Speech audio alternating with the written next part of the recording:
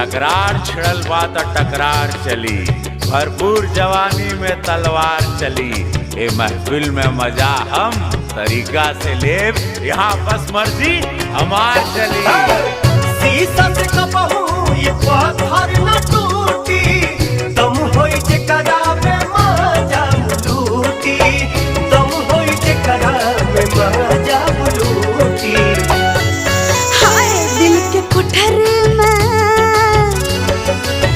हो दिल के कोठरी में जा तू हमरा घुस, ए राजा मन खुश हो जाए। हो पीला पीला जवनिया के जूस, ए राजा मन खुश हो जाए।